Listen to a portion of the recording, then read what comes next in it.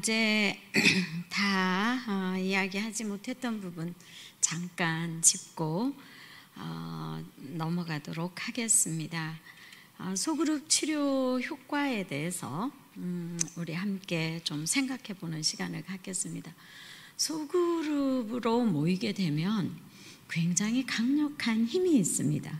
치료하는, 회복하는 2021년 대덕 한빛교회가 회복의 공동체를 꿈꾸며 나가게 되는데, 소그룹이 활성화되었을 때 회복의 공동체로 가는 지름길에 들어서게 된다라고 이야기할 수 있겠습니다.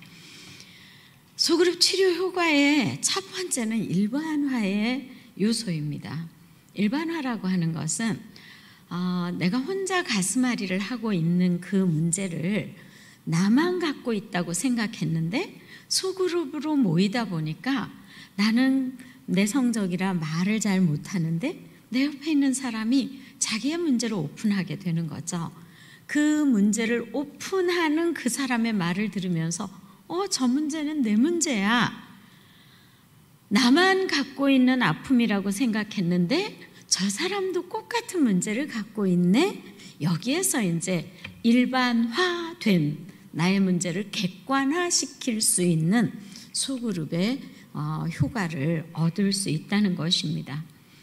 간략하게 하나씩만 정리하겠습니다. 상호학습의 효과는 서로가 서로를 통해서 배우는 것입니다. 리더를 통해서만 배우는 것이 아니라 그룹원 안에서 나보다 못한 사람을 통해서도 배우고, 나보다 잘난 사람을 통해서도 배우고, 나와 같은 수준에 있는 사람을 통해서도 배우고, 인간은 모든 모여있는 그 공동체 안에 있는 사람 모두를 통해서 배울 수 있기 때문에 서로가 서로를 통해서 학습의 효과를 얻을 수 있다는 것입니다. 세 번째, 그룹 애착심은 건강할수록 그룹 애착심이 강화될 수 있습니다. 소그룹이 잘 모이고, 일주일에 한 번 모이고, 또 서로 사랑하고 한 몸 공동체를 꿈꾸며 한 방향으로 나가게 되면 끈끈한 가족과 같은 애착심이 생기는 거죠. 한 사람이 아프면 함께 금식해 줄 수도 있고, 시간을 정해놓고 기도해 줄 수도 있고, 이 그룹 애착심이 너무 지나치게 강화되었을 때는 교회 안에 문제가 될 수도 있습니다. 왜냐하면 내 그룹이 너무 중요하기 때문에 이 그룹 애착심을 갖고 있는 이 그룹 외의 사람들이 이 안에 잘 들어오지 못하게 하는 약점도 없잖아 있지만, 각 집교회들이 그룹 애착심이 강화되고 그 그룹 애착심이 건강하게 교회 안에 한 몸 공동체로 들어왔을 때는 그 시너지는 말로 표현할 수 없을 정도의 강력한 힘을 발휘할 수 있습니다. 네 번째는 모범입니다. 지도자의 모범만이 아니라, 리더의 모범만이 아니라 서로가 서로에게 모범이 되어줄 수 있는 거죠. 저는 교회 안에서 성도들을 보면서 저 부분은 나에게 없는데 정말 본받고 싶다라고 생각하는 부분들이 있거든요. 그것처럼 소그룹 안에서, 집 교회 안에서 5명 미만의 사람들이 모였을 때 서로가 서로를 통해서 모범이 되어주고 또 모델이 되어줄 수 있다는 것입니다. 모범과 모델의 차이점을 여러분들이 조금 생각을 해보셨으면 좋겠습니다. 모델은 보여지는 것입니다. 모범은 보여지는 정도가 아니라 삶이 따라가는 것입니다. 예수님이 우리의 모범이다라고 했을 때에는 예수님처럼 살아야 한다는 것이 우리의 머릿속에 인지하게 되는 거죠. 근데 예수님이 우리의 모델이다라고 했을 때에는 그냥 보여지는 정도만 생각할 수 있습니다. 아주 쉽게 생각해 보면 패션 모델들이 옷을 입고 왔다 갔다 막 하면서 패션 쇼를 하죠. 모델이에요. 보여주는 거예요. 그들이 어떻게 사는지, 그 속에 무슨 속옷을 입었는지 아무 관심이 없어요. 보여지는 것에만 시각적 효과를 보게 되죠. 근데 모범이라고 했을 때에는 내면 깊은 곳까지 함께 공유하고 나눌 수 있어야 된다는 것입니다. 가족들은 내밀한 것까지 다 공유하게 되죠. 그래서 집, 교회가 가족 공동체처럼 되어지면 굉장히 건강하게 서로를 향해서 모범이 되어질 수 있습니다. 혹시라도 내가 잘못했을 때 저 사람에게 해가 되지 않을까 하는 긴장감 때문에라도 하나님 앞에 기도하는 모습을 모범으로 보여줄 수 있고, 또 모든 면에서 집 교회 안에서 있는 그룹원들이 서로에게 모범이 될 수 있습니다. 카타르시스는 감정 정화라고 하는 표현이 더 쉽겠죠. 쏟아내놓는 감정을 스펀지처럼 받아줄 수 있는 곳. 이 시간은 어떤 시간일까요? 찬양을 하는 중에 가사 하나하나가 마음에 와 닿으면서 혼자 찬양할 때는 느끼지 못했던, 함께 집 교회 안에서 4-5명이 모여서 찬양할 때 느끼는 이 카타르시스, 감정 정화의 효과가 나타날 수 있습니다. 감정이 정화되고 하나님 앞에서 마음껏 소리내어 기도할 수도 있고, 찬양하면서 내 영혼이 하나님과 가까이 가는 것을 느낄 수 있는 그런 카타르시스의 효과를 소그룹에서 누릴 수 있습니다. 소그룹의 최고의 정점이라고 하는 것은 재생산입니다. 집교회는 우리 어제 사도행전 2장 41절에서 47절에 있는 말씀을 보았듯이, 날마다 믿는 자의 수가 더하니라. 그날에 세례받은 사람이 3,000이나 더하니. 이런 이 역사들이 어디에서 나타나는가? 한꺼번에 하나님의 말씀이 선포되었을 때 나타나기도 하지만, 집교회들이 건강하게 세워졌을 때 그 집교회를 통해서 사람들이 그 안에 들어오고 재생선의 역사가 일어나게 되는 것입니다. 그리고 각 집교회들이 건강하게 각 지역에 포진되어 있다가 또 교회 안에 모였을 때에는 다 건강한 그룹들이 모여서 다시 교회 안에 성전에 모이기를 힘쓰는 그 역사를 함께 이루어가게 되면 교회는 하나 된 공동체, 진정한 한몸 공동체를 이룰 수 있게 되는 것입니다. 소그룹의 효과는 에베소서 4장 13절에서 16절에 있는 것처럼 상호 공동의 목표를 이루게 됩니다. 처음 세웠던 목표에 도달하게 되는 거죠. 소그룹 모임이 집교회가 처음 시작될 때 함께 서로 공동의 목표를 어떻게 세울까요? 적어도 다른 모임이 아닌 집교회라고 하는 구역 모임에서는 어떤 면에서는 예수 그리스도의 장성한 분량까지 이르게 하는 이 목표, 양육이라는 목표를 세우고 1년, 2년, 3년 이렇게 가게 되죠. 그러면 정말 소그룹이 건강하게 잘 이루어졌을 때, 집교회가 건강하게 잘 운영이 됐을 때 1년 뒤에는 그 사람이 양육되어서 한 단계 딱 뛰어넘는 모습을 보게 된다는 것입니다. 두 번째는 그리스도 안에서 완전한 자로 자라게 하는 결과를 가져올 수 있습니다. 어떻게? 예수님 믿는 것과 예수님 아는 것에 자라나는 것입니다. 집교회 안에서는 예수님 믿는 것, 예수님 아는 것, 이게 양육의 기본이거든요. 근데 이 양육의 기본이 제대로 되지 않으면 그냥 세상 모임과 다를 바가 없습니다. 여기서 이제 지난 1년 동안 온라인을 통해서 또는 집에서 모임을 가졌던 어쨌든 집교회를 통해서 우리 그룹원들이, 우리 구역 식구들이, 우리 식구들이, 성도들이, 나와 함께한 집교회의 성도들이 예수님을 믿는 그 부분에 어느 정도 성장했는가?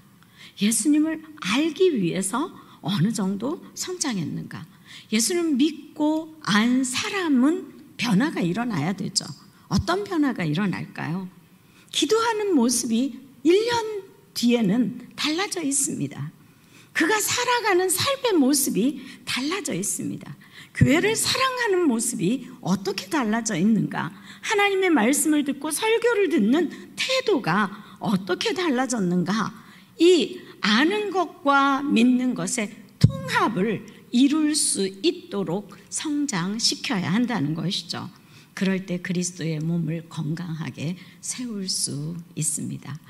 주님의 몸을 건강하게 세운다는 것은 바로 교회를 건강하게 세우는 한 부분이 될 수 있습니다. 마지막 한 가지는 땅끝까지 이르러 증인된 모습으로 쓰임받을 수 있게 되겠지요.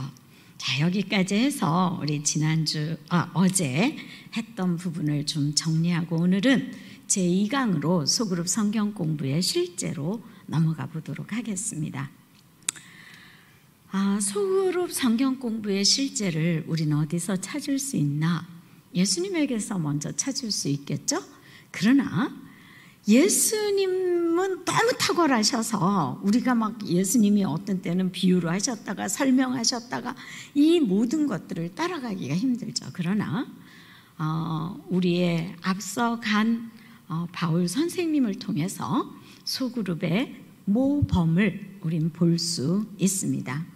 그러한 면에서 저는 바울의 영성을 좀 본받고 싶고 바울이 우리에게 보여준 골로새서 1장 28절 29절의 제자훈련 아니면 소그룹의 대헌장에 대해서 좀 생각해 보고 싶습니다.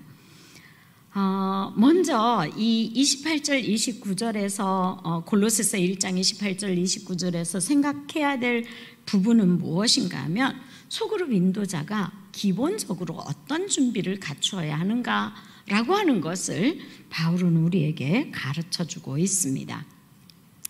골로새 교회는 바울이 개척한 교회는 아닙니다. 그리고 목회를 골로새에 가서 하지도 않았습니다.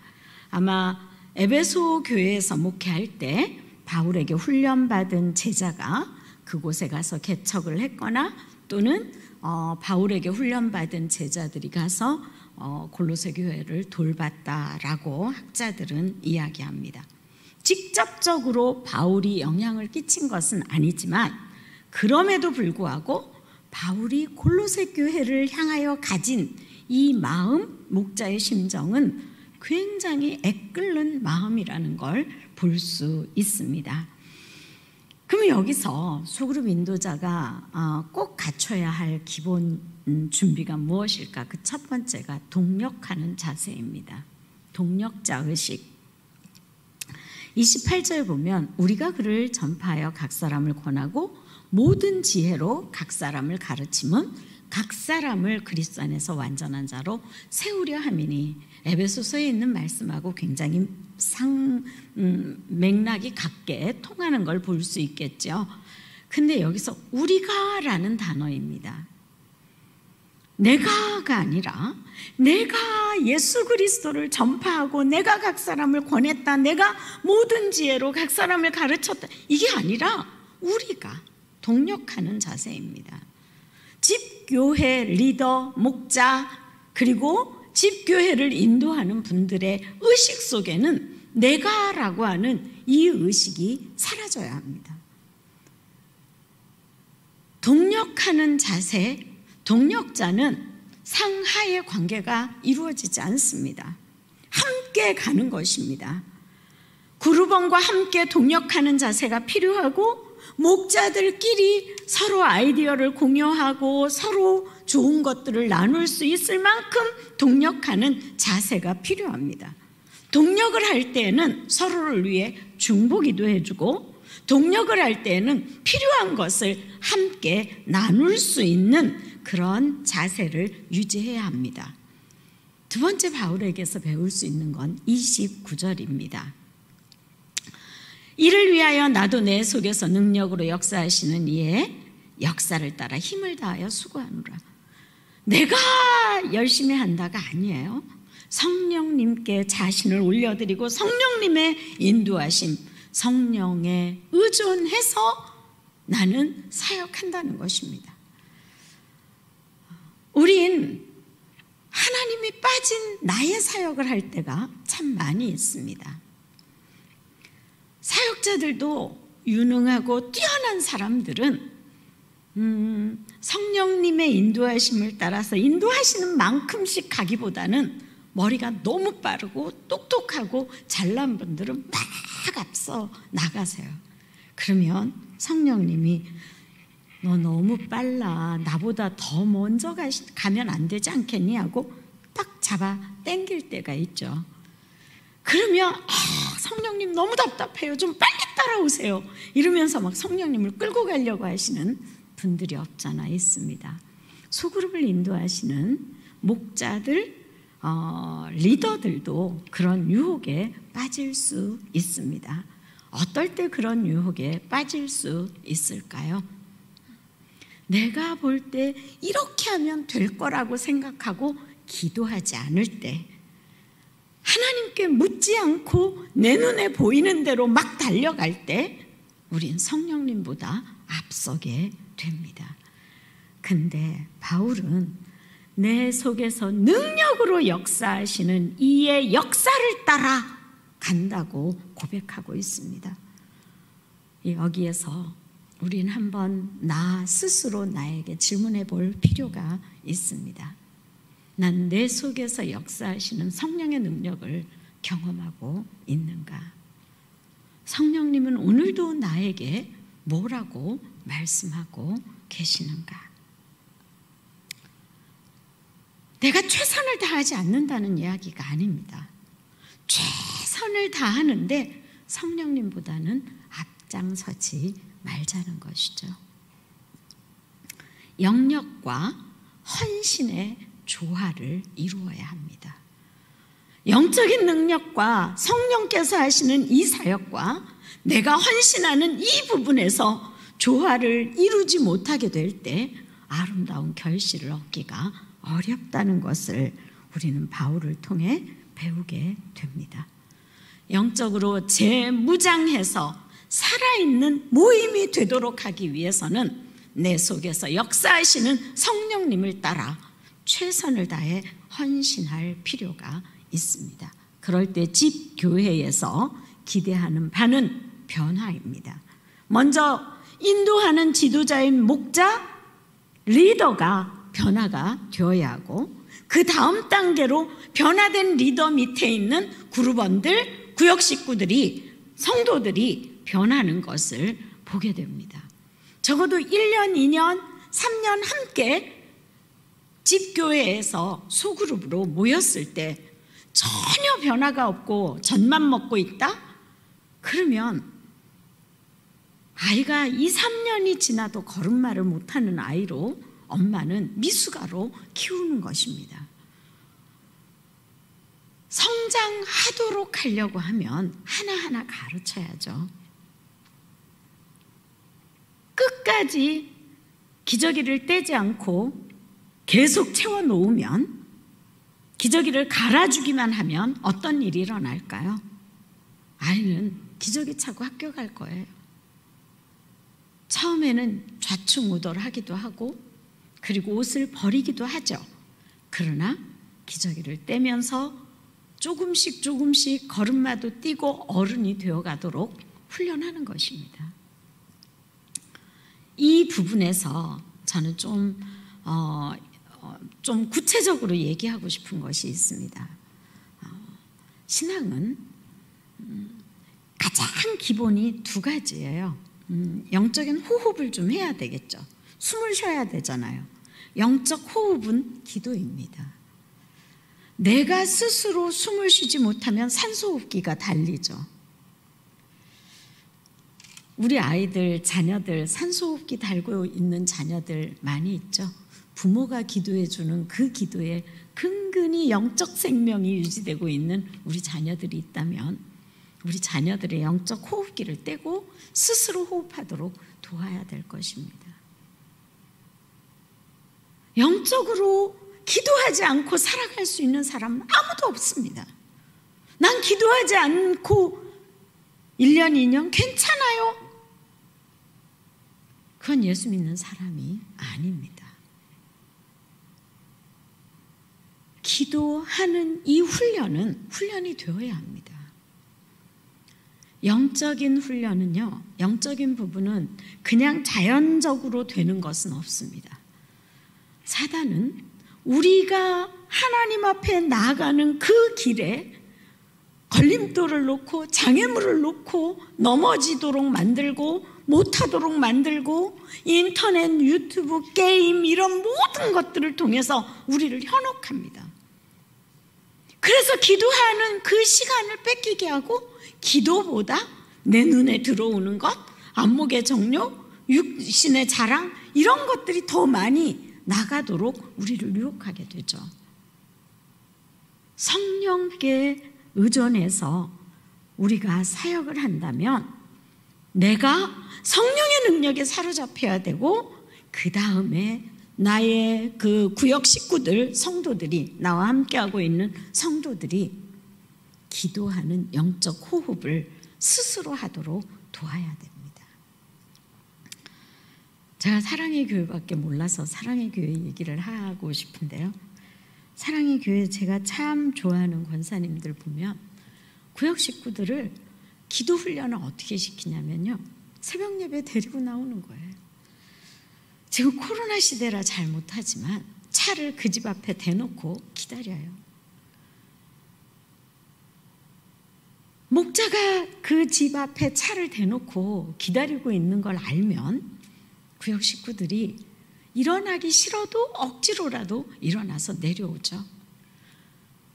그럼 그 기도하는 이 권사님 보면요, 자기 옆에 쭉 서너 명을 앉혀놓고 앉아서 당신이 기도하는 모습을 모범이 되어주는 거예요.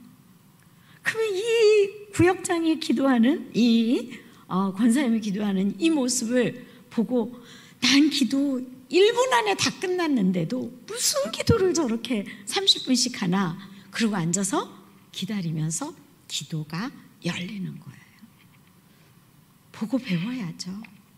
예수님은 제자들에게 기도를 가르쳐달라고 해서 주님 가르쳐 주신 기도를 우리에게도 말씀에 기록해서 주시기도 하셨지만 예수님은 삶으로 모범으로 보여주셨습니다. 마가복음 1장 35절에 보면 새벽 미명에 기도하러 예수님은 산에 가셨어요. 아무도 없는 조용한 곳으로 가셨어요. 누가복음 22장에 가서 보면 예수님이 십자가를 앞에 두고 기도하러 가셨더라가 아니라 습관을 따라 가셨다고 성경은 말하고 있습니다. 예수님은 기도의 삶을 사셨어요.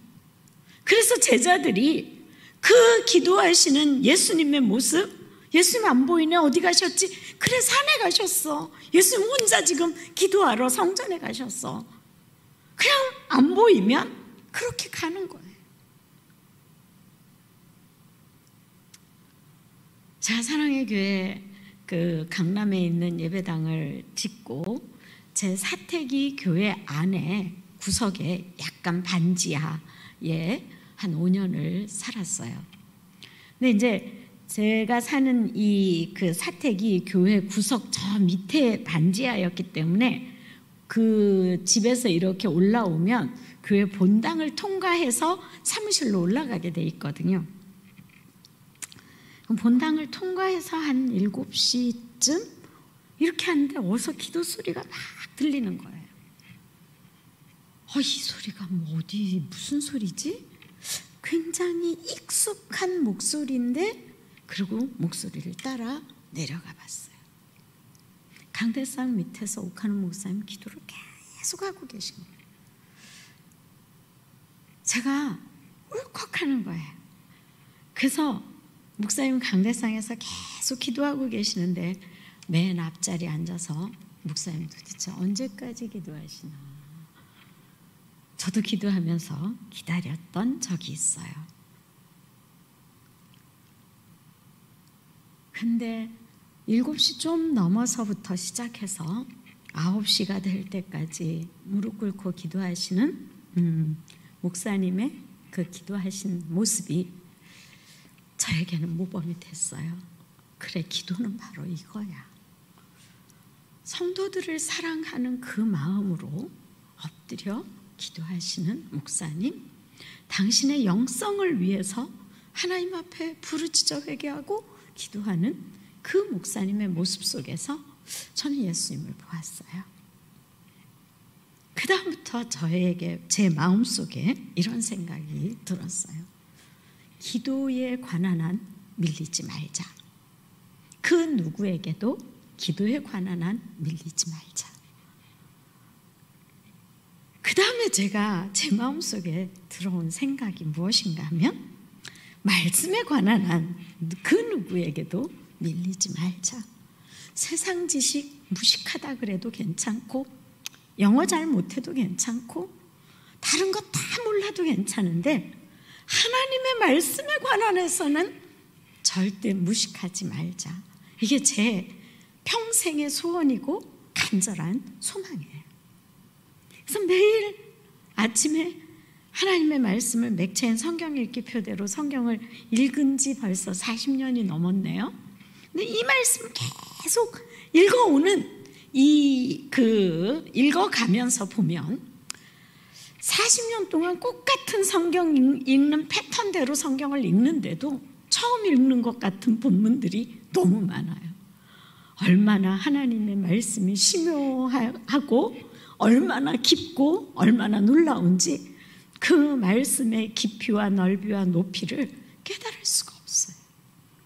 하나님, 좀 이 석두에 지혜를 좀 박아주세요. 돌에 새긴 건 지워지지도 않는다 그러는데 저 좀 하나님의 말씀을 좀 박아주세요. 그리고 어떤 때는 이게 새로운 말씀이네 하면 머리를 턱턱 쳐 이렇게. 제발 좀 이 말씀이 머릿속에 들어갈지어다. 영적 호흡인 기도하는 훈련. 그 다음 두 번째는 먹어야 살죠. 그렇죠? 먹는 건 뭐예요? 말씀입니다. 하나님의 말씀을 먹을 수 있게 도와주셔야 됩니다. 어떻게 하나님의 말씀을 먹을 수 있게 도와줄 것인가? 1년에 성경 1독 같이 하자고 한번 해보세요. 요즘은 성경 읽는 프로그램들도 너무 많고요. 너무 많아요. 그래서 오늘 성경 4장을 같이 읽었으면 단체 카톡방에 저 읽었습니다 하고 올리도록 하고 거기에 내 마음에 딱 와 닿는 어느 구절 몇 구절 아니면 단어가 내 마음에 클릭이 되네요 하고 한 줄이라도 문자를 남기도록 하는 훈련을 하다 보면 하나님의 말씀을 먹어서 영혼이 살찌죠.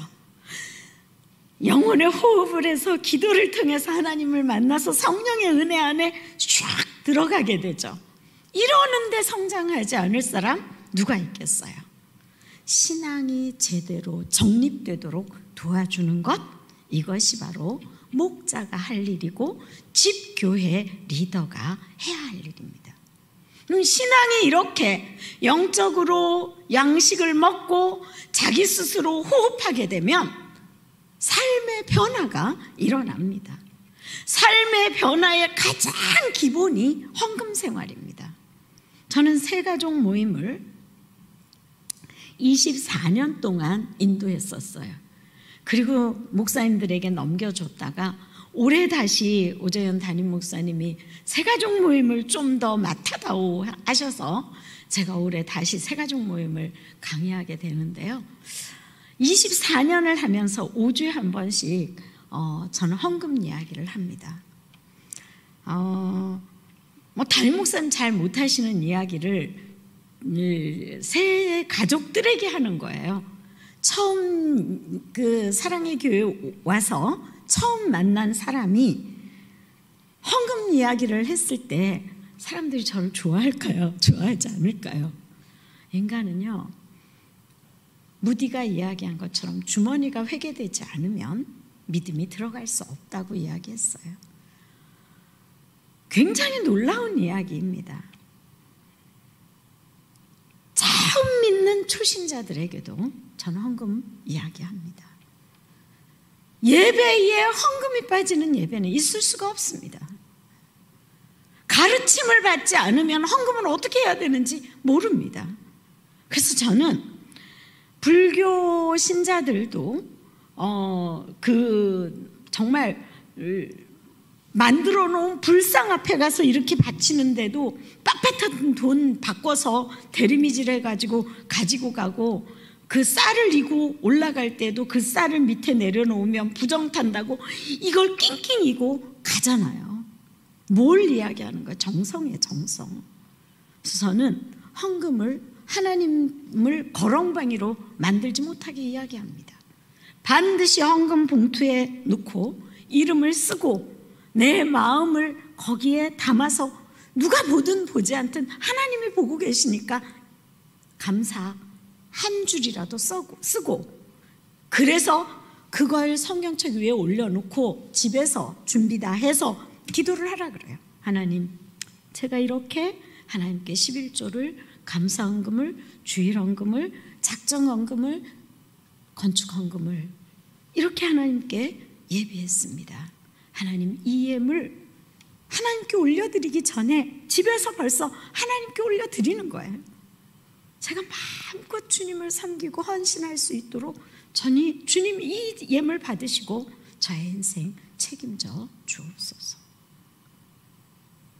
성경에는 헌금하라고 돼 있어요.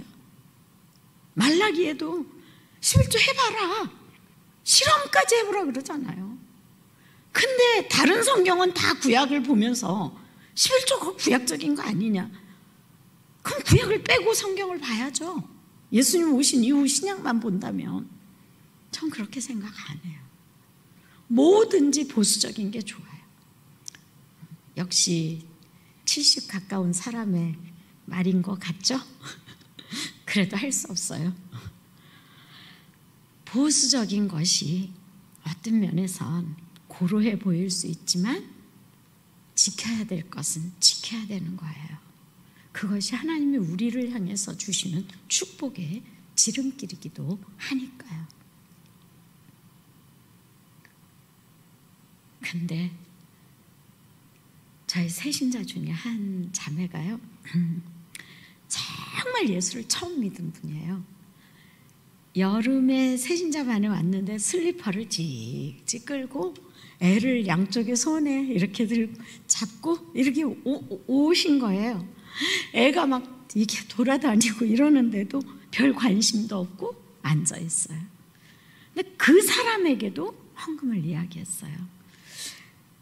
그때만 해도 제가 새신자가 오면 그 새신자를 신방하고 새신자의 상황을 듣고 5주 동안 가르치고 또 상담도 해주고 필요한 부분들 양육을 해서 정착이 되면 이제 교구 교육자에게 넘겨주곤 했는데, 이 자매의 집에 가서 이제 신앙생활은 이런 거예요. 교회 올 땐 슬리퍼가 아닌 정말 운동화라도 정갈하게 하고 하나님 앞에 오는 마음으로 이렇게 오셔야 돼요 하면서 쭉 설명을 하니까 불교를 열심히 믿었던 자매가 이해가 빠른 거예요. 종교 생활에 관한 이해가. 그 다음에 헌금 이야기를 했어요. 근데 이 자매가요, 전도사님, 저는요 시골에서 올라와갖고 서울 생활이 이렇게 힘든지 처음 알았어요. 이러는 거예요. 생활비가 안 된다는 거예요. 남편이 가져다주는 월급 갖고는 살 수가 없대요. 빚을 지고도 살 수가 없대요. 이거 어떻게 해야 될지? 그래서 남편에게 그랬대요. 다시 시골로 내려가자고. 근데 남편이 직장이 이제 서울로 돼서 올라왔으니까 13평 조그만 아파트에 살면서 나는 헌금 못해요 이러는 거예요. 그래서 제가 그런 이야기를 했어요. 헌금 못한다고 생각하면 아마 죽을 때까지 못할 거예요.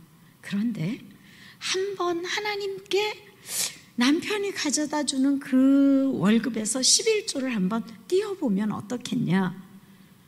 그리고 이것은 당신의 남편이 예수를 안 믿지만 남편하고 의논해서 남편하고 같이 합일화된 헌금을 조금이라도 한번 출발해 보도록 해라. 근데 이제 한 달이 된 거예요. 가만히 생각해 보니까 이래도 모자라고 저래도 모자라는 거 강명욱 전도사가 말한 대로 한번 해나 보자 그랬대요. 그래서 남편이 그때 당시에 월급 봉투에 이렇게 봉투에 월급을 가져다 이렇게 줄 때인데 그걸 받고 그 다음에 남편에게 그랬대요. 당신 여기 좀 앉아보라고. 그러니까 왜? 아니 글쎄 월급 봉투 이거 받은 이걸 놓고 내가 좀 당신하고 이야기를 좀 하고 싶다고. 그러면서 월급 봉투를 이제 꺼내서 거기서 10분의 1을 뗀 거예요. 그러면서 남편에게 이렇게 이야기했대요. 내가 이제 교회를 나간 지 한 달이 됐는데 우리 교회에 강명욱 전도사라는 사람이 11조라는 걸 한번 해보라 그랬다. 내가 절에 갈 때도 부처님한테 이 공양도 하고 이러지 않았냐. 근데 이것 좀 한번 해보고 싶은 마음이 드는데 근데 그 전도사가 이상하게 남편하고 의논해서 남편이 동의할 때 헌금을 하라 그러니 내가 하고 싶은데 당신의 동의가 필요하오. 이러니까 남편이 이래도 모자라고 저래도 모자란다며 이거 다 네 거니까 네가 알아서 해. 그런 거예요. 그래? 그래갖고 이제 이걸 띄어서 봉투에 넣고 제가 시키는 대로 한 거예요. 봉투에 넣고 그 다음에 성경책을 남편 그 앞에 이렇게 올려놓고 그 성경책 위에 그 11조 다 쓰고 올려놓은 거예요. 그리고 내가 당신 이름도 같이 쓴다 그러면서 부부 이름을 써서 올려놓고 여기 손을 얹으세요 이런 거예요. 자매가 아니 왜? 그러니까, 아니 그냥 얹어보세요. 그러니까 이제 남편이 손을 이렇게 얹었대요. 그 남편 손 위에 자기가 이렇게 손을 얹고 기도를 한 거예요. 예수 믿은 지 한 달 된 사람이 무슨 기도를 했겠어요. 넋두리 하는 거예요. 하나님 이래도 모자라고 저래도 모자라고 강명욱 전도사가 하라 그러는 대로 이거 11조 떼긴 뗐어요.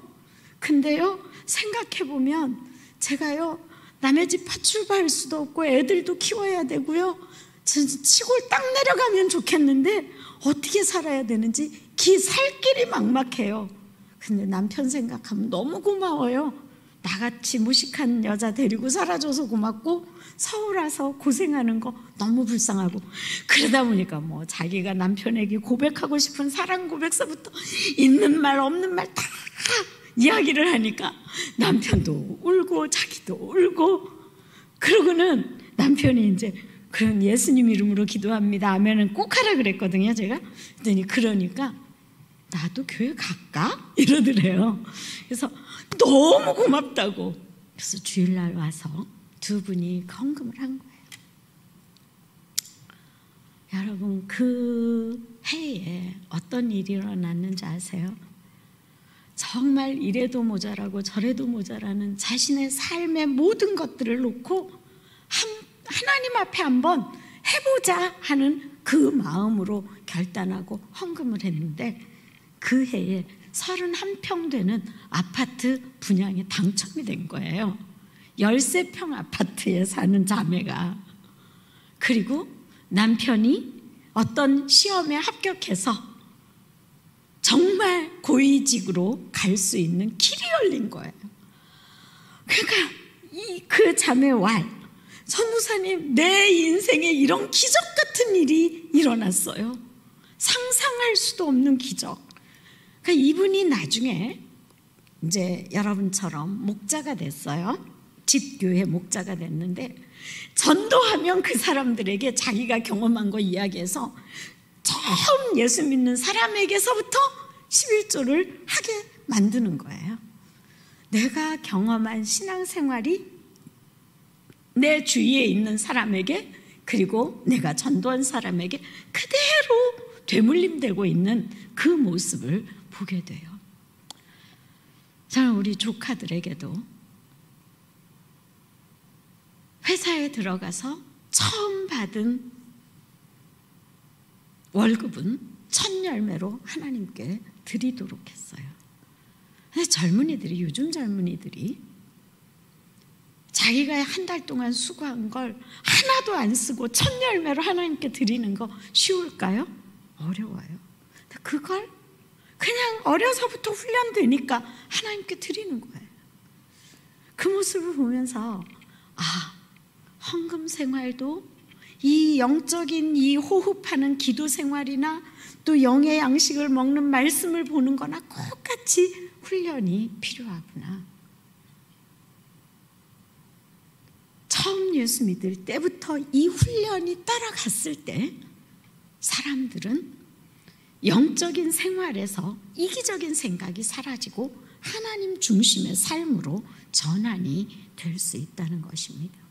대인관계도 영적으로 성령의 인도하심을 따라 살아가게 되면 자연스럽게 풀리게 되어 있습니다. 가정생활도 갈등 관계가 유지되었을 때 그 갈등 관계를 기도로 풀어낼 수 있는 성장한 모습을 보이게 되는 것입니다. 복음을 전하는 부분에서도, 그리고 재생산의 역사가 일어나는 모든 분야에서도 성령께서 인도하시는 그 역사가 성령께 의존하는 자세로 인도하는 목자의 목원들을 함께 누리게 된다는 것이죠. 세 번째, 구역 식구들을 사랑하고 이해해야 합니다. 여러분, 제가 이 말을 하면 그런 사람 없어요 이럴 수도 있어요. 절대 집교회 식구들, 성도들 미워하지 마세요. 미워할 만할 때가 있어요. 진상을 떨 때가 있어요. 하나님께서 은혜를 주시기 위해서 나에게 연결시켜준 사람이라고 생각해야 돼요. 그러지 않고 진상을 떨고 약속도 안 지키고 거짓말하고 이상한 짓하고 처음 예수 믿는 사람 당연히 그럴 수밖에 없어요. 그 사람들이 예수님으로 옷 입을 때까지 희생하고 헌신하고 수고하는 것 하나님은 다 기억하고 다 기록해 놓고 계십니다. 대덕 한빛교회의 집교회를, 이 집교회를 인도하는 목자들의 영성이나 목자들의 그 정신력이 담임 목사님과 한 마음이 되어서 한 영혼 한 영혼을 사랑하고 그들을 이해하고 그들을 교회 안에 잘 정착할 수 있도록 도와주시길 부탁드립니다. 네 번째는 강한 군사가 되도록 인도해야 됩니다. 군인의 이름이 붙기까지 신병훈련소에서 군인이라고 이름이 붙을 이렇게 일병 달 때까지, 이병인가요? 처음에 다는 게 이병 달 때까지 얼마나 걸려요? 6주에서 12주가 걸리는 거예요. 그러니까 처음 집교회에 왔을 때, 우리 구역에 왔을 때 6주에서 12주 동안 군인이 될 수 있도록 여러분이 하나하나를 잘 훈련시켜야 돼요. 12주가 지나면 국방의 의무를 맡기는 거예요. 이병 탁 달고. 이제 이 이병 달고 자대 배치 받고 한 달이 지나면 이제 부모님이나 식구가 가서 외박할 수 있도록 면담하고 하루 지나고 난 다음부터 이제 군 생활이 조금 편해지잖아요. 저 깜짝 놀랐어요. 조카가 강원도에 이제 그 자대 배치 받고 한 달 만에 가보니까 말이 달라졌어. 네, 그렇습니다. 네, 아닙니다. 그래서 왜 그렇게 네, 그렇습니다. 이게 왜 그러냐 그랬더니, 그리고 제가 이름을 불러줬어요. 그랬더니 네, 제 이름이 그렇죠? 이러는 거예요. 그래서 아니 그게 또 무슨 말이냐? 자기 이름이 욕인 줄 알았대요. 이 훈련하는 그 조교들이 막 XX 욕을 하고 막 이렇게 훈련을 시켜 놓으니까 자기 이름을 까먹어 버린 거예요. 그리고 신병훈련소에서는 사람 취급 안 하듯이 막 맹훈련을 시키니까 잊어버렸던 거죠. 근데 그렇게 군기가 딱 들어있는 그 모습 속에서 대한민국의 장래가 보이더라고요. 군에 갔다 오신 분들은 네가 군에 안 갔다 오니까 이런 말 하지 이렇게 말씀하실지 모르겠어요. 그러나 그 시간들이 한 번쯤 우리를 새롭게 해주는 시간이지 않을까 하는 그런 생각이 드는데, 영적인 부분도 이게 필요합니다. 처음 교회 나왔을 때 정말 교회에서 신앙생활의 ABC를 정확하게 집교회 목자들이 가르쳐주면 그대로 잘 따라서 신앙생활을 해요. 근데 이 집교회 리더가 제대로 가르쳐주지 않으면 10년이 지나도 헬렐레 아무것도 모르고 그냥 왔다 갔다 하는 거예요. 이건 그냥 교회를 왔다 갔다 탐방하고 종교인이지, 예수 그리스도를 나의 구주로 영접하고 예수님 안에서 성장하는 그리스도인은 되기 어렵다는 것을 우리는 알아야 합니다. 다섯 번째는 소그룹의 특성을 잘 파악해야 됩니다. 집교회 소그룹은 성경을 가르치는 모임이 아닙니다. 이걸 정확하게 아셔야 됩니다. 이 리더 된 목자들이 성경을 가르치려고 막 하다 보면 꼬이게 되어 있어요. 이 성경 공부 여기에만 집중하게 되면 집교회에 나오는 그 성도들이 힘들어질 수 있습니다. 하나님의 말씀을 통해서 나의 문제를 함께 보고 그 문제를 하나님의 말씀 안에서 해답을 얻으며 기도하는 정도가 집교회 리더가 해줄 수 있는 일입니다. 반드시 집교회 리더는 갖춰야 될 자세의 중요한 부분은 내가 어떤 역할을 해야 하는가를 늘 머릿속에 담아야 됩니다. 양육을 제대로 해야 된다라고 하는 것입니다. 여섯 번째는 그러기 위해서 이제 귀납적 성경 공부 방식으로 인도를 하라는 것이죠. 귀납적 성경 공부는 성경을 가르치는 것이 아니라 함께 진리의 말씀을 내 것으로 각자 앉아있는 그룹원 성도 한 사람 한 사람의 것으로 가져갈 수 있도록 도와주시는 것이 귀납적 성경 공부의 방법입니다.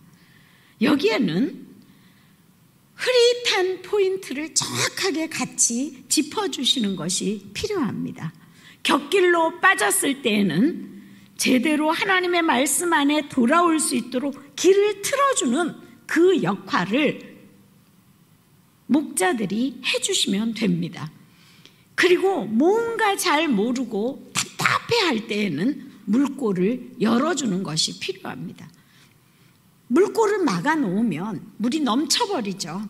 마찬가지로 분위기나 그 그룹원들이 보이는 그 구역의 집교회의 성도들이 보이는 이 반응이 답답할 때, 숨이 막힐 때 물꼬를 터주지 않으면 다음에는 나오고 싶은 마음이 들지 않습니다.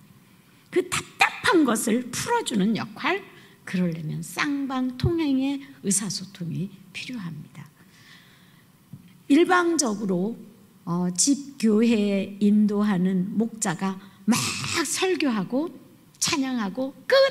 이렇게 되면 요즘은 유튜브예요. 자유경쟁 시대예요.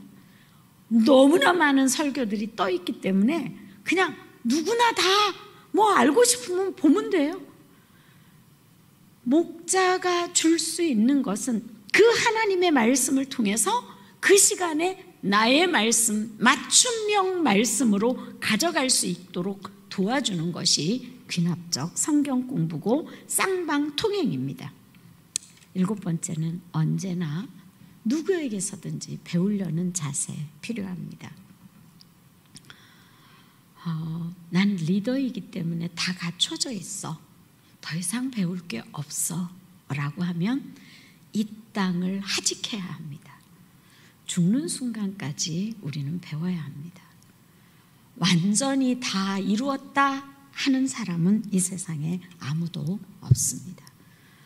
구역식과 한 사람 한 사람을 통해서도 배우려는 자세, 그리고 하나님의 말씀 앞에서도 배우려는 자세가 필요합니다.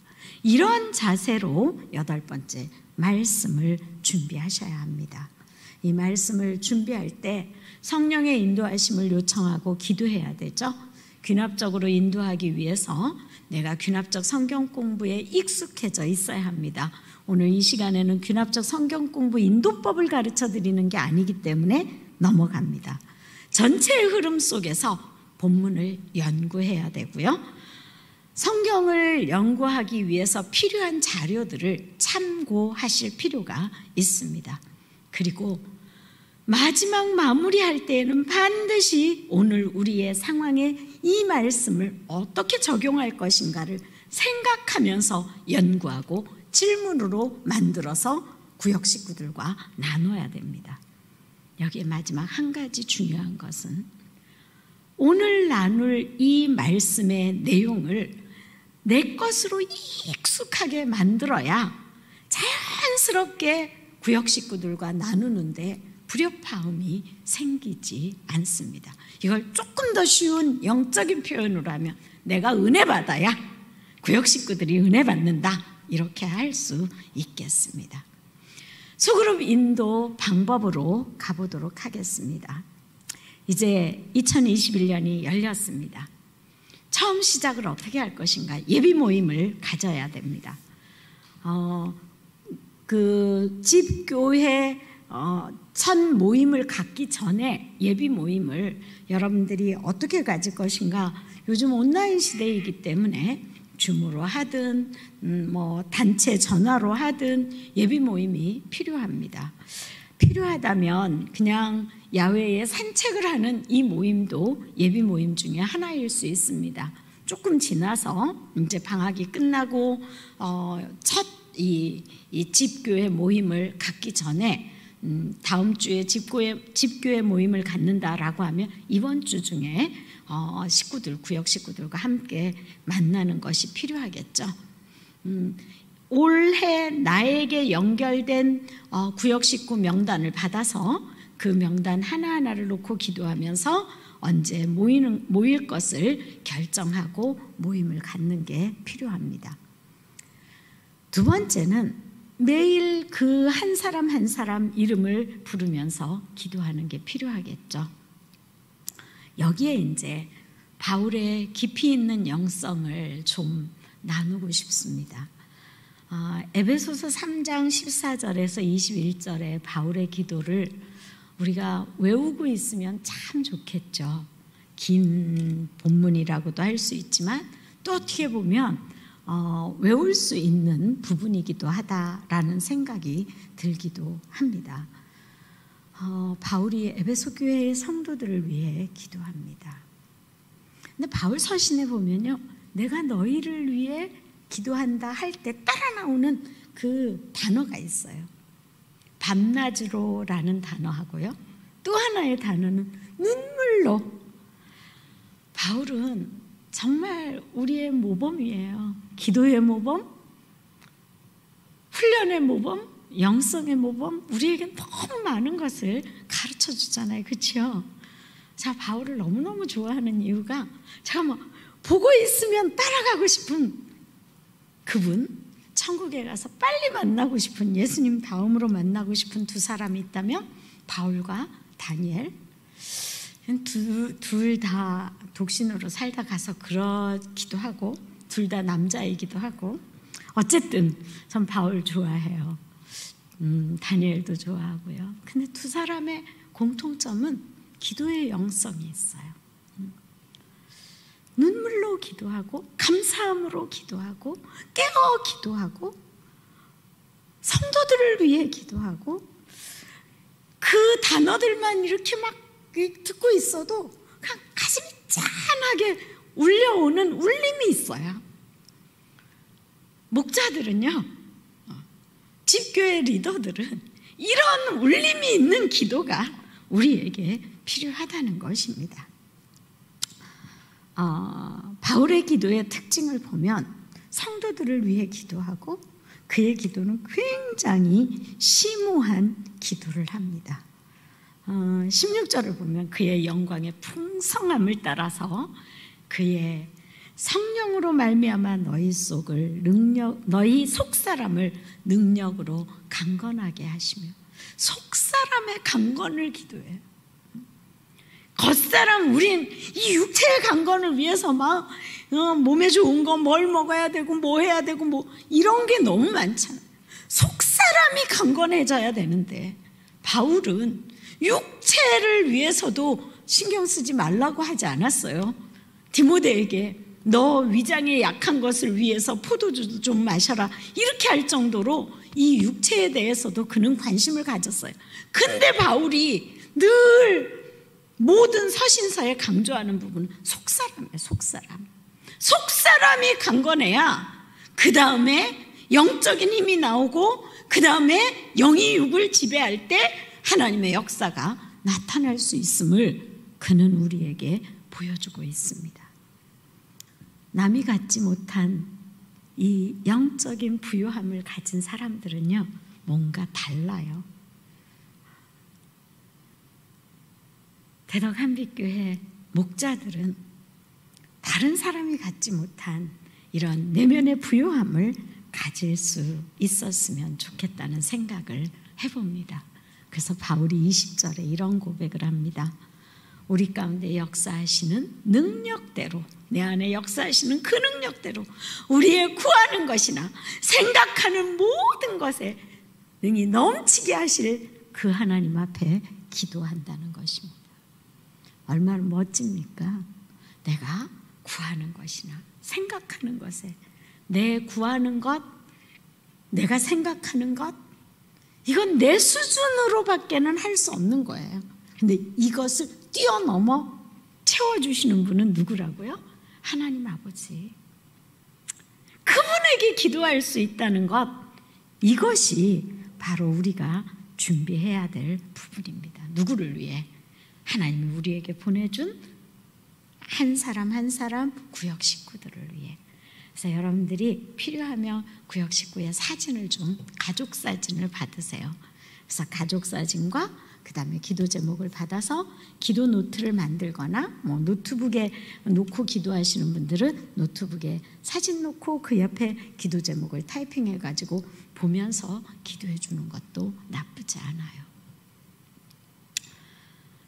이 사진을 놓고 기도하면 조금 더 선명해져요. 그래서 제가 정말 꼭 기도해야 되겠다. 그리고 이 가정은 정말 하나님 나에게 붙여준 기도 동역자고 기도해 드려야 될 가정이다. 그러면 그 사진, 가족 사진 받아서 보면서 기도해 줄 때가 있거든요. 아픈 사람을 위해서 기도할 때에도 저는 그 사람의 모습을 보면서 기도를 해요. 그게 뭐 그렇게 대단한가? 하나님 다 아실 텐데, 근데 제가 시각적인 이 부분이 필요하다고 느꼈는지도 모르겠습니다. 자, 이제 세 번째, 이렇게 가면 이제 또 오늘도 다 못 끝내는 불상사가 일어나서 빨리 가겠어요. 세 번째는 첫 시간에 목숨을 거십시오. 처음 이제 짜잔 하고 예비 모임 하고 나서 만났는데 뭐 버벅거리고 더듬거리고 뭘 어떻게 해야 되는지 몰라서 아이고 이게 지금 줌 들어오셨어요? 안 됐네요. 막 이러느라고 30분을 다 보내버렸어요. 이러면 아유 뭐래 지금 뭐 하자는 거야. 이게 이제 힘들어지는 거죠.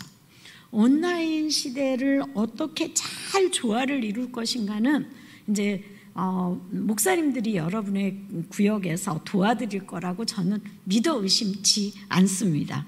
그런데 이 온라인으로 하기 어려운 분들은 오프라인으로라도 어디에선가 모임을 갖는다.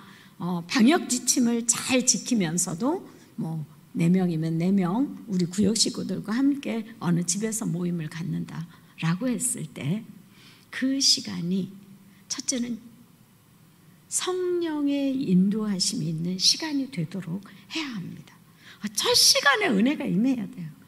첫 시간에 은혜가 임하지 않으면 두 번 다시 나오고 싶은 생각이 사라질 수 있다는 것입니다. 영성에도 그레이드가 있어요. 1단계, 2단계, 3단계. 코로나만 2단계가 있는 게 아닙니다. 그래서 이 집교회 모임의 첫 시간에 정말 눈물이 싹 쏟아지고 한 사람 한 사람을 위해 기도해 주면서 그들의 마음이 터치되고, 우리 집교회 목자는 정말 어떻게 내 심령을 파고들어서 날 위해 이런 기도를 해줄 수 있을까 하는 감동이 첫 시간에 있게 되면 그 다음부터 자연스럽게 변화를 추구해 나갈 수가 있습니다. 네 번째는 은혜로 훈련하고 성령의 인도하심에 민감하라는 것입니다. 영적으로 약하거나 리더가 밀리면 은혜가 없어집니다. 은혜가 없어진다는 것은 뭐가 강조되겠어요? 율법이 강조된다는 것입니다. 권위가 나타나고 방법적인 것에 너무 지나치게 끌려다닐 수 있게 되는 거죠. 난 리더야, 내 말 들어 하고 엄격하게 하지, 영적으로 은혜롭게 끌고 가는 그 힘이 약화된다는 것입니다. 그래서 은혜 없는 곳에는요, 율법이 강해요. 은혜가 있을 때 율법이 은혜로 바뀔 수 있는 것입니다. 목자가 은혜로 목원들을 끌고 가고 집교회를 인도하게 되면 그 안에 서로를 향한 열린 마음이 일어나게 되어 있습니다. 여기에 이제 우리가 늘 기억해야 할 것은 고린도전서 13장의 사랑의 요건을 기억해야 됩니다. 오래 참는 것. 목자들은요, 집교회 목자들은 이 오래 참는 것, 사랑은 오래 참고, 이 첫 마디가 머리에 탁 각인돼 있어야 돼요. 그래야 견뎌낼 수 있고, 그래야 1년, 2년 이들을 끌어서 성장시켜낼 수 있다는 것이죠. 다섯 번째, 리더들은 투명하고 진실하고 정직해야 합니다. 투명하다는 것은 어떤 면에선 음흉하다는 말과 좀 통하는 부분인데, 도대체 무슨 생각을 하고 있는지 모르겠어 그러면 답답해지죠. 정말 우리 아무개 리더는 목자는 투명해. 그래서 무슨 생각을 하고 있는지 보여. 그리고 진실해. 그리고 거짓됨이 없어. 이 부분은 신뢰를 쌓아가는 부분입니다. 어떤 말을 해도 투명한 사람은 그 말이 그대로 받아들여지는데, 음흉한 사람은 복선을 깔고 있다고 생각하면 그 말이 무슨 말인지 잘 이해가 안 되는 경우들이 많이 있습니다. 이걸 조금 다른 말로 바꾸면 인격적으로 신뢰받는 리더의 모습을 갖추라는 것입니다.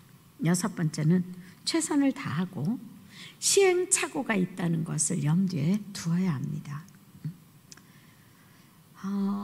시행착오가 있죠. 나 완벽한 인간이 아닌데. 저도 사역하면서 실수할 때가 있고요.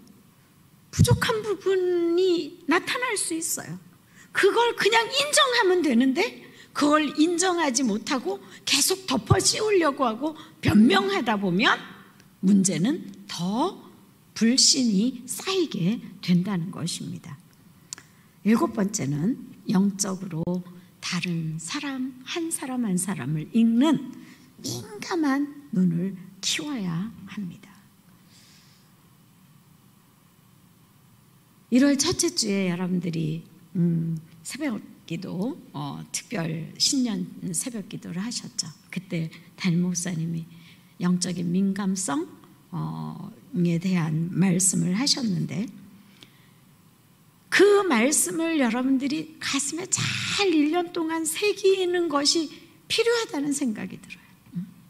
영적인 민감성은요, 리더에게 있어서 가장 기본적이고 가장 중요하고 가장 큰 핵심입니다.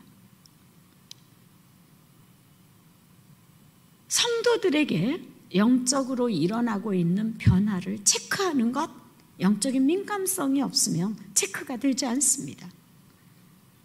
성도 한 사람 한 사람이 성장하고 있는 이 모습을 따라가는 것, 영적 민감성이 없으면 따라갈 수가 없습니다.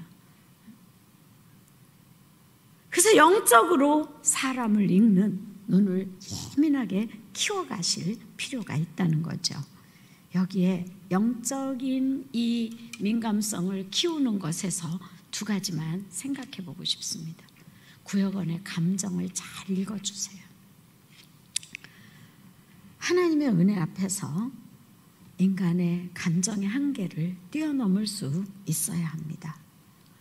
구역원과 함께 울고 함께 웃을 수 있어야 돼요.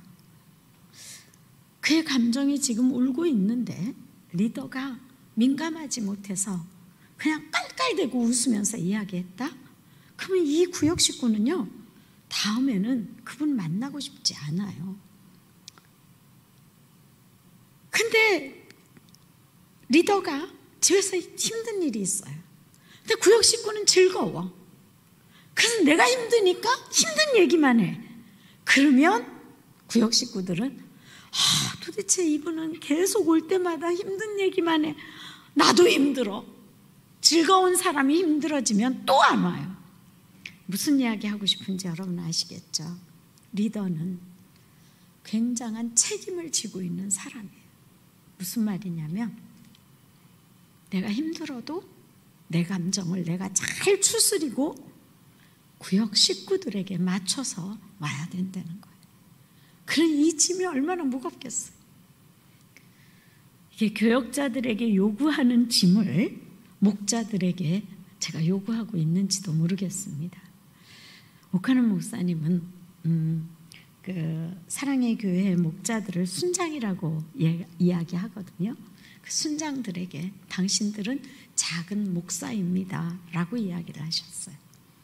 그렇기 때문에 목회자가 지는 짐을 목자들이 같이 지고 있다고 생각해서 강하게 내가 지도자라고 하는 이 의식으로 내 감정을 잘 추스리고 구역을 인도할 때만큼은 목자의 심정으로 가야 한다는 거예요. 내 감정을 뛰어넘지 못하고 내 감정을 쏟아내는 곳으로 생각한다면 그건 리더의 자격 상실이라는 거죠. 그러므로 내 감정에 따라서 움직이는 것이 아니라 구역원의 감정을 읽어주면서 그들을 회복시키는 데 초점을 맞춰야 된다는 것입니다. 또 하나는 편애하지 말라는 거예요. 구역 식구들 보면 예쁜 사람이 있고 진상 떠는 사람 한두 번은 참아주겠는데 참아주기 싫은 사람들이 있거든요. 그럴 때 편애하지 말라는 거예요. 각 사람마다 시간이 지나면 성장하게 되고 또 있는 사람, 없는 사람, 똑똑한 사람, 미련한 사람 모두를 다 어우를 수 있는 그런 리더가 되어야 영적으로 사람을 읽는 예민한 눈을 가진 사람이라는 것입니다. 8번째는 상담의 조화를 잘 접목시켜 나가야 합니다. 부부간의 문제를 가진 사람이 있어요. 또 늘 전화 자주 하는 사람이 있어요. 너무 전화를 자주 해서 일이 안 돌아가게 하는 경우에 전화를 끊어야 됩니다. 전화에 휘둘려서 사역을 못한다? 이건 심각한 거예요. 지금 어느 정도 수준에서 했던 말 또 하고 또 하고 또 하고 하면 이 사람은 상담이 필요한 사람이에요. 그러면 내가 감당할 수 있을 때는 내가 감당하지만 내가 감당할 수 없을 때는 교구 목사님에게 도움을 요청해서 상담을 받을 수 있도록 도와드려야 돼요. 그러지 않고 내가 그 사람의 이야기를 밤낮 없이 들어준다. 1년 못 가서 목자 손 들고 안 하겠다는 말씀이 그냥 나올 거예요. 균형을 잘 잡아야 하는 것입니다. 그리고 굉장히 목자에게 의존도가 높은 구역 식구들이 있어요. 집교회 안에. 그런 의존도가 높은 성도들에게는 스스로 설 수 있도록 도와줘야 돼요. 제가 이제 보면요,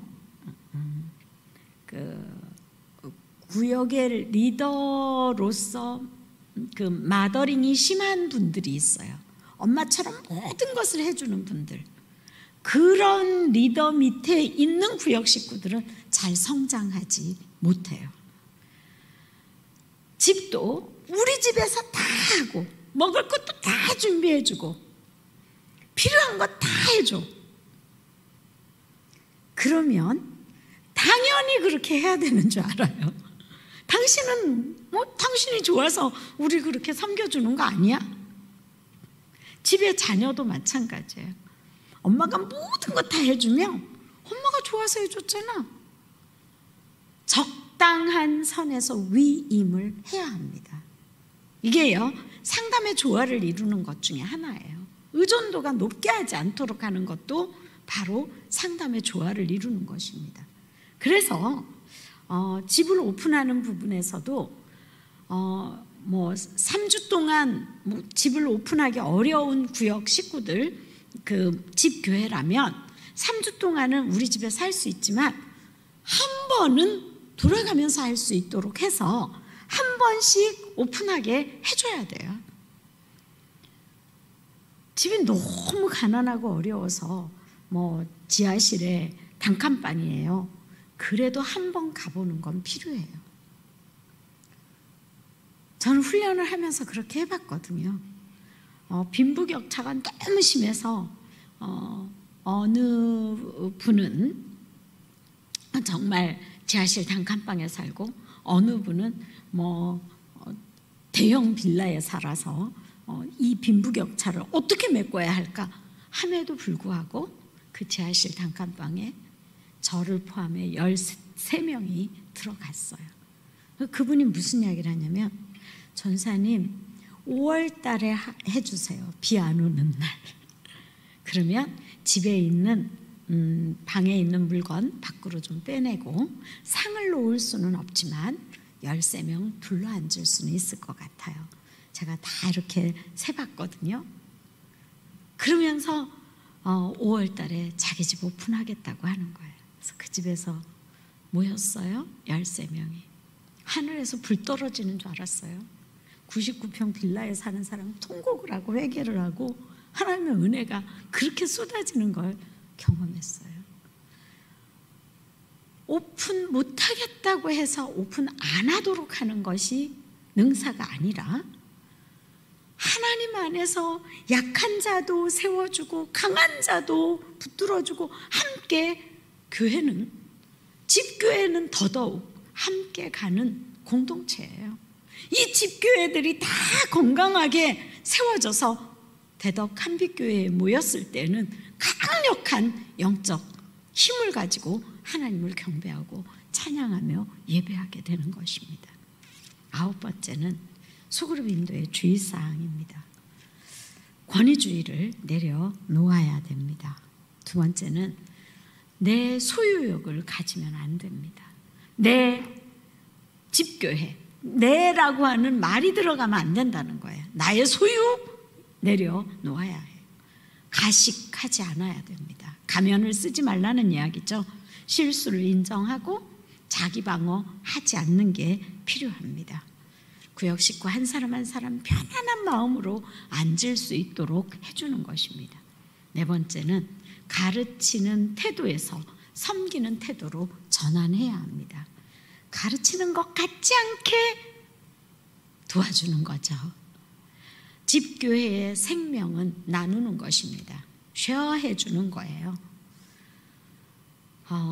이렇게 나누는 것, 말씀도 나누고 먹는 것도 나누고 은혜도 나누고 사랑도 나누고, 이 나누는 것이 집 집교회의 핵심이라고 생각하시면 되겠습니다.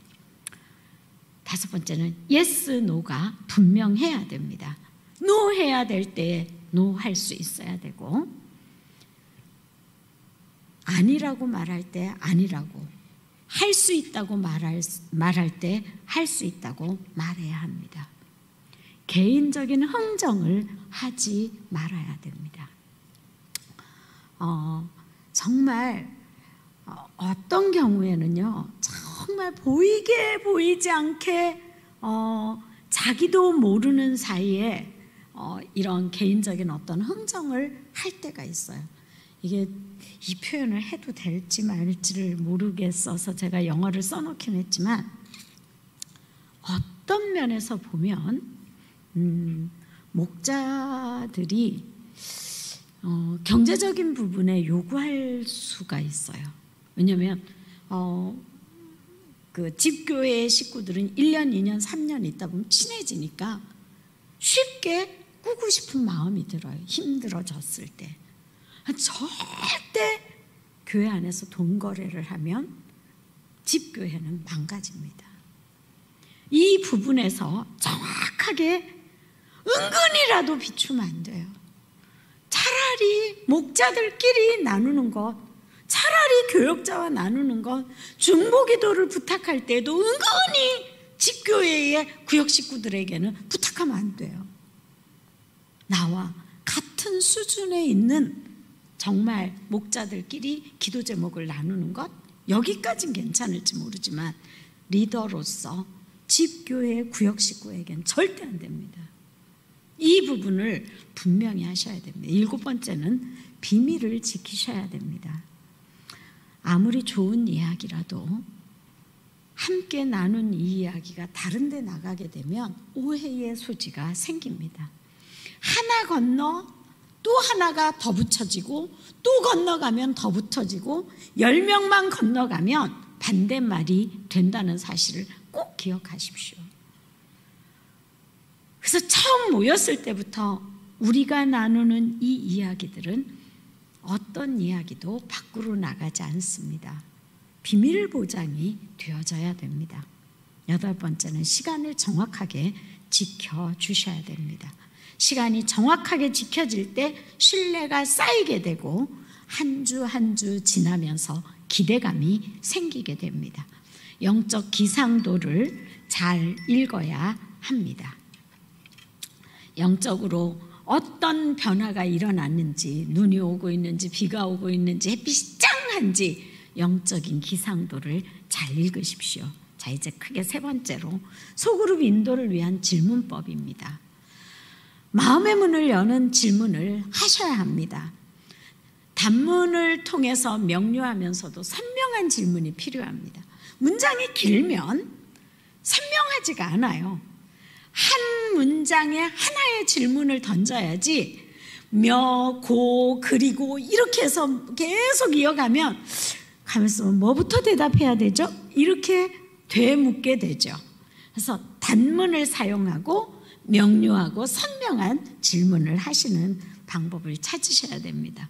자, 소그룹 질문법을 지금 다루는 게 아니기 때문에 한꺼번에 너무 많은 걸 다룰 수가 없어서 제가 그냥 간단하게 넘어갑니다. 폐쇄형 질문을 사용하지 말라는 게 아니에요. 폐쇄형 질문은 예, 아니요 라고 대답하는 거죠. 이 질문은 확인을 위해서 반드시 필요합니다. 그런데 확인을 했으면 그 다음 단계에서 개방형 질문을 통해서 그 질문의 내용을 다시 들을 수 있어야 됩니다. 예를 들어, 당신 구원 받았습니까? 예, 아니요. 이렇게 나왔을 때, 구원 받았다고 했을 때는 어떤 질문이 나와야 돼요? 언제 구원 받으셨어요? 당신이 구원 받은 증거가 뭐예요? 어떻게 구원 받으셨나요? 신앙의 여정이 그 입에서 나오도록 반드시 확인이 됐으면 질문을 하셔야 돼요. 당신 구원 받으셨습니까? 아니요. 그럼 어떤 질문을 할 수 있겠어요?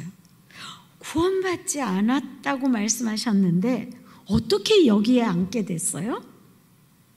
여기 앉으시니까 어떤 마음이 드세요?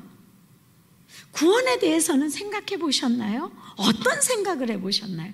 이게 질문이 확인이 되고 난 다음에는 개방형 질문을 통해서 좀 더 심도 깊은 질문으로 들어갈 수 있습니다. 그룹원의 수준으로 질문을 해야지 고난도의 질문을 통해서 리더 수준의 질문을 하면 대답을 잘 못합니다. 시선이 다른 세속적인 것에 맞춰지지 않고 본문에 맞춰지도록 질문을 하고요. 논지의 흐름이 끊기지 않는 질문을 하실 필요가 있습니다. 관주를 쓸 수 있습니다. 근데 한 본문 안에 관주의 관주, 성경 연구하는 수준의 관주를 쓰게 되면 논지가 흐려질 수 있기 때문에 너무 많은 관주를 사용하지 않도록 하는 것입니다. 중심 주제의 흐름 속에서 질문을 해야 하고 많은 질문으로 시간을 낭비하지 않도록 하는 게 필요합니다. 하나님의 말씀 한 구절을 놓고 관찰, 해석, 반응, 적용을 조화롭게 배분시킬 필요가 있습니다. 지체들의 투명성이 다 살아날 수 있도록 질문하시는 것이 필요합니다. 자, 성경 공부 인도를 위한 질문 방법입니다. 본문은 오늘을 사는 우리에게 어떤 문제를 제기하는가? 이 구절에서 얻은 진리를 어떻게 당신의 삶에 적용할 수 있을까? 이 구절은 현대 사회를 살아가고 있는 우리에게 어떤 도전을 주는가? 본문의 가르침을 당신의 삶의 방식과 비교해서 이야기해보라. 오늘 공부를 통해 하나님이 이번 주에 당신에게 실천하기를 원하시는 것이 무엇인가? 본문을 통해 당신이 변화되어야 할 것은 무엇이고 이 변화를 위해 당신이 당장 어떤 일을 시작하겠는가? 오늘 공부를 통해서 하나님에 대해 새롭게 깨달은 것은 무엇인가? 그리고 내 자신, 그리고 불신 친구들 또 주변에 있는 사람들에게 특별히 내가 도전이 되어서 행해야 될 것은 무엇인지 찾도록 하는 것입니다. 마무리. 은혜롭게 마무리하셔야 돼요.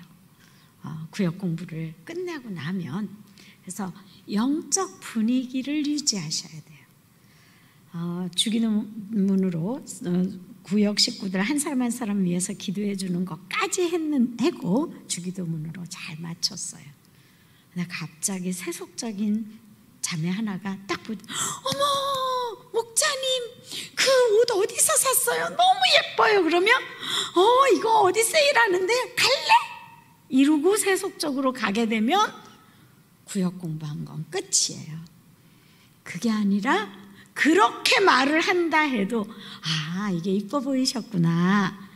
하나님께서 이렇게 이쁜 거 주셔서 우리 구역 식구들의 눈에 좋게 보이니 참 감사하네요. 이 정도만 하고 넘어가야 돼요. 같이 갑시다까지 가면 안 되고 굳이 거기에 대한 설명하지 않아도 돼요. 그러나 그 구역 식구가 무시당했다는 생각은 들지 않도록 하는 게 지혜겠죠. 그래서 영적 분위기를 잘 유지해서 구역 모임이, 집교회 모임이 끝났어도 영적인 따스함, 성령의 감사함을 이렇게 느끼면서 각자의 처소로 돌아가도록, 온라인 안에서도 그걸 느끼면서 각자 하나님의 은혜를 간직하고 한 주간을 살아낼 수 있도록 해주는 것이 필요해요. 효과적인 기도 요청과 나눔이 있어야 됩니다. 이번 한 주간 우리 두 명씩 짝져서 서로를 위해 기도해 주는 시간 갖도록 할 거예요. 그래서 두 사람씩 한번 기도 제목 좀 나눠보세요. 그래서 온라인 상에서도 두 명씩 기도 나누게 하고, 아니면 만났을 때에도 두 명씩 기도 나누게 하고, 이번 한 주간은 이렇게 둘이 기도하면 좋겠네요. 다음 주에는 오늘 이번 주간에 기도하지 않은 또 다른 사람 둘이 짝져서서 두 사람이 기도 요청하고 나누도록 하는 거예요. 그리고 열정적인 마침은요, 서로를 축복해 주세요. 자매들끼리는 서로 안아주고 허그해주는 것도 필요해요. 격려가 필요하잖아요. 한 주간 잘 살 수 있도록. 지금 이 코로나 시대에 이게 잘 안 돼서 이게 힘든데 어쨌든 이거라도 하면서 격려해주고, 그리고 자매들끼리도 서로 허그해주면서 우리 한 주간 보이지 않는 곳에 있어도 우린 영으로 늘 통해요. 늘 새벽에 제가 여러분 위해 기도하고 여러분도 절 위해 기도하고 두 명씩 짝져서 매일 서로 위해 기도하다 보면 하나님 우리에게 주시는 그 은혜로 한 주간 승리할 수 있겠죠. 해서 열정적인 마침을 하는 것이 필요합니다. 여기까지 마무리를 잘 할 수 있어서 너무 감사합니다. 오늘 소그룹 인도법의 실제를 같이 나누고 마무리를 하도록 하겠습니다. 감사합니다.